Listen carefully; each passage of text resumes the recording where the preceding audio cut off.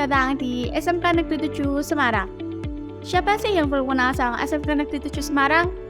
SMK Negeri 7 Semarang terkenal akan pendidikan karakternya, menjadi salah satu sekolah menengah kejuruan terbaik se-Indonesia, berlokasi di tengah pusat kota Semarang, tepatnya berada di Jalan Simpang 5 RT 2 RW 1, Kelurahan Mugasari, Kecamatan Semarang Selatan, Kota Semarang.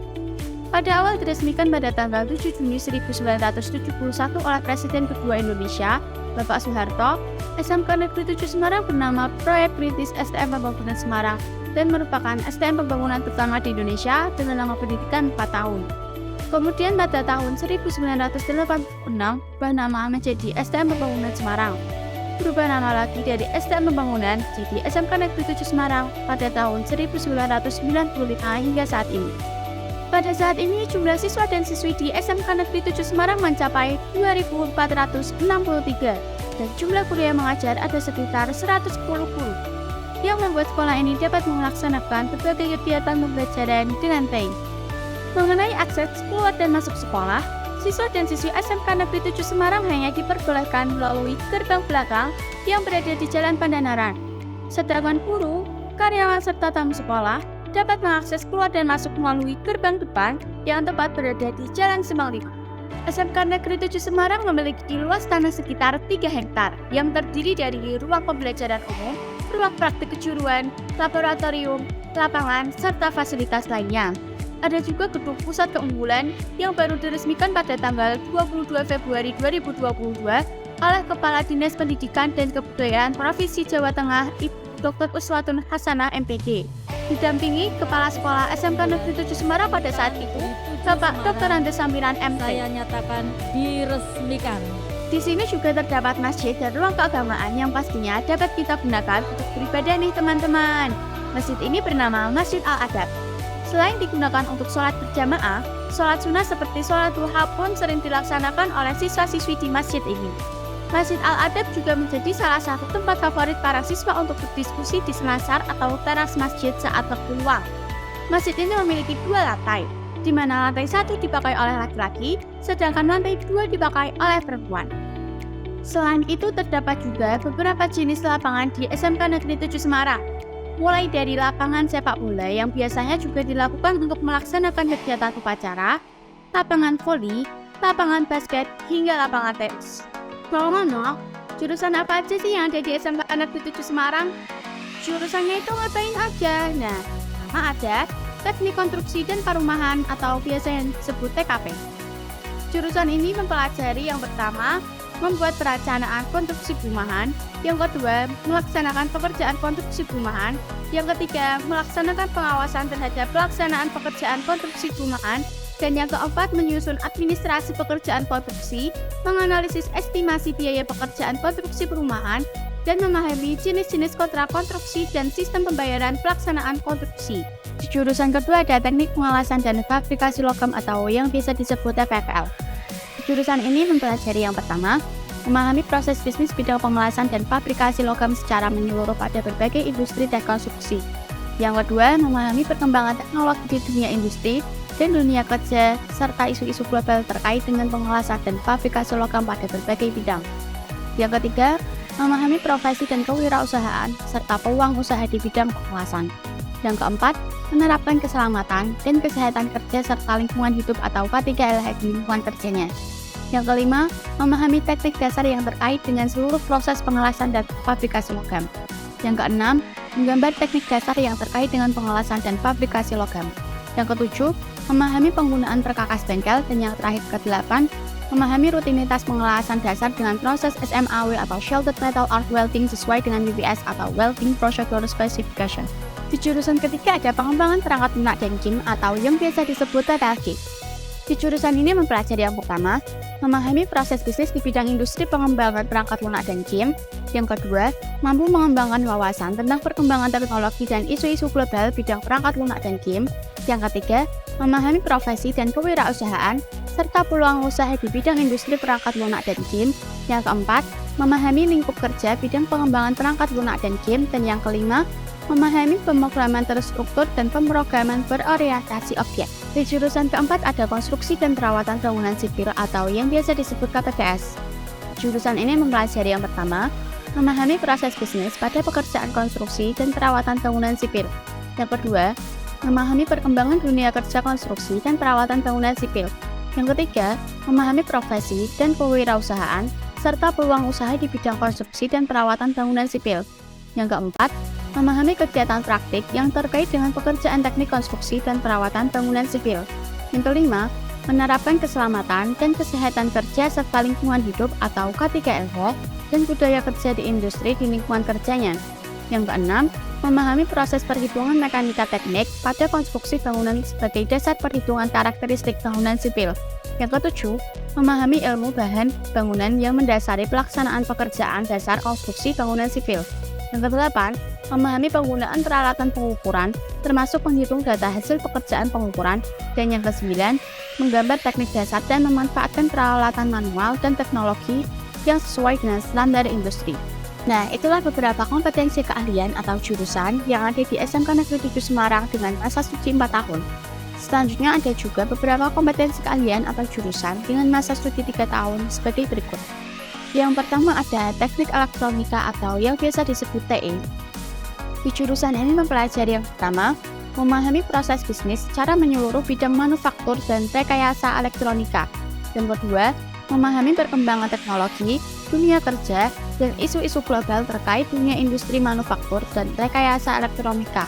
Yang ketiga, memahami profesi dan kewirausahaan, serta peluang usaha dalam bidang manufaktur dan rekayasa elektronika. Yang keempat, memahami teknik dasar proses produksi pada industri manufaktur dan rekayasa elektronika. Yang kelima, memahami gambar teknik elektronika. Yang keenam, memahami sifat komponen aktif dan pasif. Dan yang ketujuh, memahami mesin-mesin listrik, elektronika, dan instrumentasi. Yang kedua ada teknik otomotif atau yang biasa disebut TO. Di jurusan ini mempelajari yang pertama, memahami manajemen atau proses bisnis bidang otomotif secara menyeluruh pada berbagai jenis dan merek kendaraan. Yang kedua, memahami perkembangan teknologi otomotif dan dunia kerja serta isu-isu global terkait dunia otomotif. Yang ketiga, memahami profesi dan kewirausahaan serta peluang usaha di bidang otomotif. Yang keempat, menerapkan keselamatan dan kesehatan kerja serta lingkungan hidup atau K3LH di tempat kerja. Yang kelima, menerapkan teknik dasar pemeliharaan dan perbaikan yang terkait dengan seluruh proses bidang otomotif. Yang keenam, menggambar teknik dasar sesuai standar yang digunakan. Yang ketujuh, menggunakan peralatan dan perlengkapan di tempat kerja. Yang kedelapan, memelihara komponen dengan alat sesuai prosedur operasional standar. Yang kesembilan, membuat rangkaian elektronika dasar otomotif sesuai prosedur operasional standar. Yang ke-10, memahami dasar-dasar sistem hidrolik dan pneumatik. Yang ketiga ada teknik ketenagalistrikan atau yang biasa disebut dengan TK. Jurusan ini mempelajari yang pertama, memahami proses bisnis secara menyeluruh bidang industri ketenagalistrikan. Yang kedua, memahami perkembangan teknologi yang digunakan dan isu-isu global di bidang industri ketenagalistrikan. Yang ketiga, memahami profesi dan kewirausahaan serta peluang usaha di bidang ketenagalistrikan. Yang keempat, memahami kegiatan praktik yang terkait dengan seluruh proses kerja dan teknologi yang diaplikasikan dalam bidang ketenagalistrikan. Yang kelima, memahami penerapan keselamatan dan kesehatan kerja serta lingkungan hidup atau K3LH di lingkungan kerjanya. Yang keenam, memahami teori dasar listrik dan jenis-jenis bahan yang digunakan dalam ketenagalistrikan. Yang ketujuh, menggunakan peralatan tangan dan alat kerja listrik.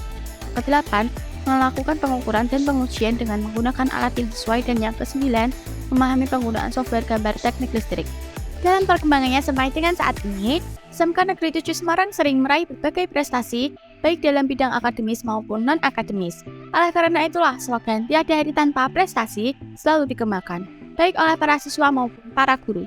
Dalam rangka Semarang Pencaksilat Open Championship tingkat nasional kelompok usia dini, remaja, dan dewasa yang diselenggarakan oleh Ikatan Pencaksilat Indonesia Kota Semarang tahun 2022 di Universitas Semarang, SMK Negeri 7 Semarang mengirimkan putra-putri terbaiknya yaitu Mariam Anissa Anwar dari 10 TKL 1 dan Bima Abinaya Zufri dari 10 TO 1. Keduanya berhasil meraih medali emas. Dalam lomba taekwondo Championship Salatiga Open 2 tingkat Jawa Tengah dan DIY tahun 2022 di Universitas Islam Negeri Salatiga, perwakilan SMK Negeri 7 Semarang berhasil meraih 2 medali emas dengan mengirimkan putra-putri terbaiknya, yaitu Adit Putra Prasetya dari 12 TMPU 2 dan Khotimah Katruna Dakwero dari 12 TTL 2. Sementara itu, pada LKS tingkat nasional tahun 2022, SMK Negeri 7 Semarang berhasil mengirimkan perwakilannya untuk mengikuti 3 mata lomba LKS atau Lomba Kompetisi Siswa SMK yang juga mewakili kontingen Provinsi Jawa Tengah. Di antaranya adalah yang pertama ada mata lomba Mechatronics yang diikuti oleh Yulianesa dan Farel Umar Faza dari 12 TME 1. Yang kedua ada mata lomba Cyber Security yang diikuti oleh Muhammad Zaki Azikia dan Raffi Nur Ardiansyah dari 13 IC2 di mana berhasil meraih juara 1. Yang ketiga ada mata lomba Wall and Floor Tiling yang diikuti oleh Reza Hidayat dari 12 KGSP 1 yang mana juga berhasil meraih juara 1. Tidak hanya mengembangkan ilmu pada bidang keahlian saja, SMK Negeri 7 Semarang juga mengembangkan soft skill serta minat dan bakat para siswa dengan melalui ekstrakurikuler. Terdapat kurang lebih 29 macam ekstrakurikuler yang dapat diikuti para siswa, mulai dari melatih keahlian akademik sampai non-akademik, seperti paskibra, ambalan, PNR, rohis, tari tradisional maupun modern, dan masih banyak lagi. Selain melalui kegiatan ekstrakurikuler, SMK Negeri 7 Semarang juga memiliki berbagai event atau kegiatan yang bertujuan untuk melatih serta mengembangkan karakter para siswanya.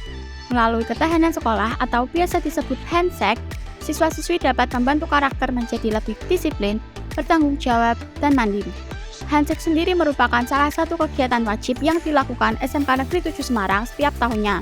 Peserta handshake diikuti mulai dari kelas 10, 11, dan 12, di mana pelaksanaannya kelas 10 selama 3 hari, kelas 11 selama 2 hari, dan kelas 12 selama 1 hari. Handshake dipimpin langsung oleh tentara yang sudah berpengalaman dalam melatih karakter. Hal ini tentunya sangat memacu para siswa dalam membentuk karakter menjadi lebih baik dari sebelumnya. Ngomongin tentang prestasi mulu nih, by the way, selain fasilitas atau sarana yang telah disebutkan sebelumnya, SMK Negeri 7 Semarang memiliki 5 titik kantin yang tersebar, sehingga memudahkan siswa-siswi untuk memuaskan rasa lapar dan haus dengan membeli beragam makanan dan minuman yang tersedia. Wah, banyak juga nih yang bisa diomongin tentang SMK Negeri 7 Semarang. Dari mulai kompetensi keahliannya, ekstrakurikuler, prestasinya, kegiatan atau event-event yang ada dan bahkan kantinnya. Yang pasti, SMK Negeri 7 Semarang lebih daripada itu.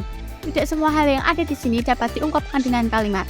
Ada suatu hal yang baru kita dapat rasakan setelah kita masuk dan bersekolah di sini. Gimana? Cukup menarik bukan?